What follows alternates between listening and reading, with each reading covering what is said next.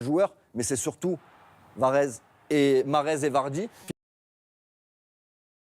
Finalement, toute l'attention, c'est son jeu, le talent, et avec son toucher, il va trouver Vardy dans le dos du défenseur qu'on retrouve dans son registre, le déplacement, les courses, et on voit Mahrez qui caresse le ballon, et après Vardy, typiquement anglais, qui résiste au duel, qui s'impose et qui frappe fort. Là, un peu différent, et quand on parlait de complémentarité, on retrouve Vardy, point de fixation, je donne, je vais, et après on va Mahrez et le déplacement de Vardy. À ce moment-là, Vardy est intelligent dans ses déplacements. Il fait un premier appel entre le latéral et le central pour s'ouvrir l'espace entre les deux centraux. Et Mahrez, lui, a cette capacité à temporiser parce que techniquement, il est facile. Il attend que Vardy lui donne l'indication et après, il la dépose.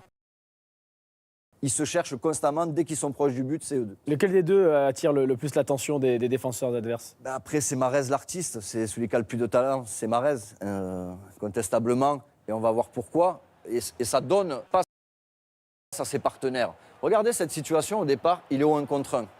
Normalement, à la rigueur, une prise à 2, Koulichini pourrait venir. Mais vous allez voir l'attitude des 8 joueurs de Newcastle qui, au fur et à mesure que Mahrez travaille son défenseur, avance vers lui. Pour au final, regardez, c'est Mahrez. Tout le monde regarde Mahrez et on a Olua au second poteau qui est totalement seul. Et malgré la densité de joueurs, Mahrez va encore le déposer au bon endroit, au bon moment. Mais ce qui est fabuleux, c'est ça, c'est ces 11 joueurs sur Mahrez. Et derrière, il n'y a plus personne, il n'y a que Mahrez.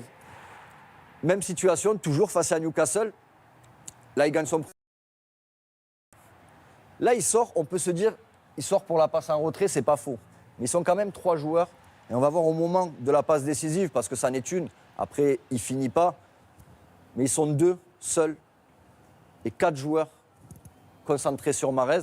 Donc il donne beaucoup d'espace à ses partenaires et il n'est pas étranger à la réussite de Vardy et Olua. Mais après, on comprend les défenses adverses parce que Mahrez, avec peu d'espace, il arrive à vous faire très mal. Lionel Messi, il y en a peu qui sont capables, avec autant de joueurs, de densité, de faire la différence sur un pas, sur un dribble. Tout le monde est sur Mahrez. Au final, sa fenêtre de tir, il n'a pas d'espace là. Il la met au fond. Là, il en a un peu plus. Quand on a sa qualité de prise de balle, ben, ça devient facile. Contrôle première fois, il se joue de son défenseur. Changement de direction, sa qualité technique. Après, il est capable de finir. Donc, compliqué de défendre sur Mahrez. Parce que prise à 2, prise à 3, on voit que finalement, à la sortie, il arrive soit par la passe, soit par le tir à faire la différence. David.